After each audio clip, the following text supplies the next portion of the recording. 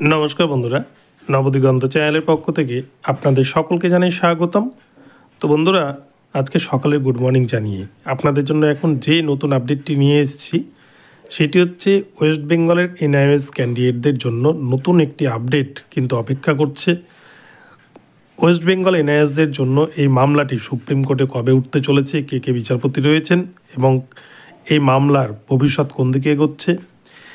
প্রসঙ্গত বলে রেখি, বিহারের ক্ষেত্রে কিন্তু 162 জন এনআইএস ক্যান্ডিডেটকে নতুন করে কাউন্সেলিংয়ের সুযোগ দিল সুপ্রিম কোর্ট।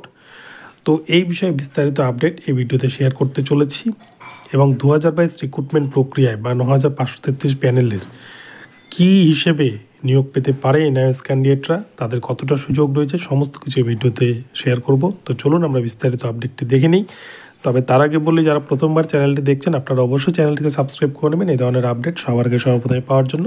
তো চলুন আমরা মূল পর্বে ফিরে যাই এবং বিস্তারিত আপডেটটি দেখে নিই। তো প্রথমেই বলি বন্ধুরা, আপনারা জানেন 2022 রিক্রুটমেন্ট প্রক্রিয়ায় এনআইএস, বিএড, রেগুলার ডিএলএড প্রত্যেকেই কিন্তু ইন্টারভিউ দিয়েছিল এনসিটির গাইডলাইন মেনে। কিন্তু পরবর্তীতে দেখা গেল সুপ্রিম কোর্টের নির্দেশে এনআইএস এবং বিএড যেই বাতিল হয়ে গেল, সঙ্গে সঙ্গে কিন্তু প্রাথমিক শিক্ষা পর্ষদ তারা রেজাল্ট পাবলিশ করে দিল। অপরপক্ষে ভাবলে ইন্টারভিউ হয়ে যাওয়ার পর প্রায় 6 মাস কিন্তু প্রাথমিক শিক্ষা পর্ষদ চুপচাপ বসেই ছিল সুপ্রিম কোর্টের দিকে তাকিয়ে। তার আগেই যদি এনআইএস, বিএড এবং প্রত্যেকের জন্যই যদি রেজাল্ট পাবলিশ করতো তাহলে কিন্তু বিএড, এনআইএস কেউই বাদ যেত না, ঠিক যেমন অন্যান্য রাজ্যে হয়েছিল। তো যাই হোক, তো প্রাথমিক শিক্ষা পর্ষদ হয়তো সেটাই চাইছিল। তো সেই জন্য তারা কিন্তু এনআইএস, বিএডদেরকে বাদ দিয়ে মেধা তালিকা প্রস্তুত করে এবং তার পরবর্তীতে এনআইএসটা রিভিউ অ্যাপ্লিকেশন করে। রিভিউ অ্যাপ্লিকেশনে তারা কিন্তু সুপ্রিম কোর্টে জিতেছে। সুপ্রিম কোর্ট যদিও কিছু শর্ত বেঁধে দিয়েছে, কিন্তু তারপরেও কিন্তু এনআইএসদের জন্যও তারা কিন্তু জিতেছে তাই সেই মামলায়। এবং এনআইএসটা নতুন করে মামলা দায়ের করেছে 2022 রিক্রুটমেন্ট প্রক্রিয়া বা 9533 প্যানেলে তারা যে ইন্টারভিউ দিয়েছিল সেখান থেকে তাদেরকে যে বাদ দেওয়া হয়েছে সুপ্রিম নির্দেশে, তাই সেই বিষয়টি নিয়ে তারা কিন্তু কোর্টের কাছে দ্বারস্থ হয়েছেন। এখানে তো তাদের কোনো ভুল নেই, এখানে কোর্টের নির্দেশেই বাদ দেওয়া হয়েছে, এখানে পর্ষদ বাদ দিয়েছে। তো সেক্ষেত্রে তারা কেন সাফার করবে, এই দাবি জানিয়ে তারা কিন্তু মামলা দায়ের করেন এবং এই মামলা আগামী 19 তারিখে উঠতে চলেছে সুপ্রিম কোর্টে। তো আপনাদেরকে সেই কজ লিস্টে আমি দেখাচ্ছি, এখন আপনারা দেখুন।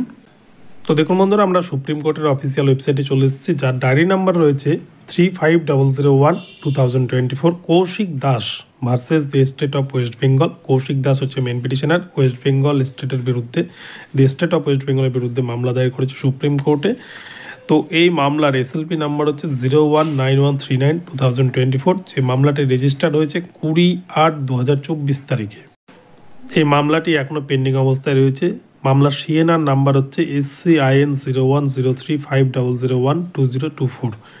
এই মামলার প্রেজেন্ট এবং লাস্ট লিস্টেড দেখতে পাচ্ছেন 19/2/2025 তারিখে।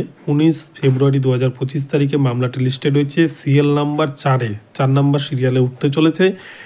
তো সেদিন বিচারকের আসনে কে কে থাকছেন PS নরসিম্হা স্যার এবং জাস্টিস মনোজ মিশ্রা স্যার। তো সিএল নাম্বার 4 মামলাটি উঠতে চলেছে এবং এই মামলায় কিন্তু এতজন পিটিশনার রয়েছে, দেখতে পাচ্ছেন পরপর নামগুলো কিন্তু রয়েছে। তো আমি আর অত গভীরে যাচ্ছি না। তো যে বিষয়টি এই ক্ষেত্রে বলে রাখি, 2022 রিক্রুটমেন্ট প্রক্রিয়ায় নিজেদের অন্তর্ভুক্তি চেয়ে এনআইএসরা যে দাবিটা করেছে সুপ্রিম কোর্টে, সেখানে কিন্তু কোনো ভুল নেই। এনআইএসরা সম্পূর্ণ যোগ্য, তারা কিন্তু নিজেদের যোগ্যতার নিরিখেই তারা কিন্তু এই মামলা দায়ের করেছেন, যেহেতু সুপ্রিম কোর্ট তাদেরকে বৈধ বলে ঘোষণা করেছেন।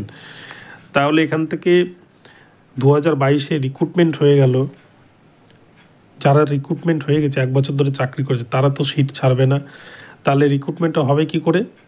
সুপ্রিম কোর্টের নির্দেশেই হয়তো নতুন কোনো উপায় বের করতে পারে সুপ্রিম কোর্ট, বা কী অর্ডার দেয় তার বেসিসেই কিন্তু তাদের বিষয়টি ভাবনা চিন্তা করবে হয়তো কোর্ট বা বোর্ড দুজনেই।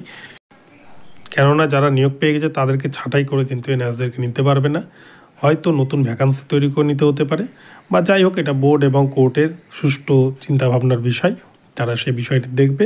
অপরপক্ষে আরও একটি বিষয় বলে রাখি, বিহারের ক্ষেত্রে নতুন করে 162 জন এনআইএস ক্যান্ডিডেটকে কিন্তু কাউন্সেলিংয়ের সুযোগ দিল মহামান্য সুপ্রিম কোর্ট এবং সেটা কিন্তু বিহার বোর্ড মেনে নিয়েছে। তারা কিন্তু তাদেরকে কাউন্সেলিং পর্বে হাজির করিয়েছে। তো এই হচ্ছে আপডেট।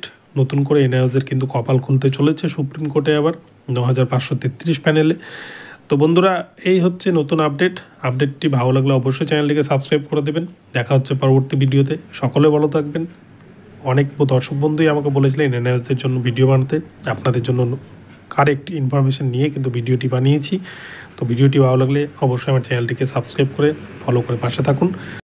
ধন্যবাদ সকলকে, সকলে ভালো থাকুন। আবার দেখা হচ্ছে পরবর্তী ভিডিওতে। নমস্কার।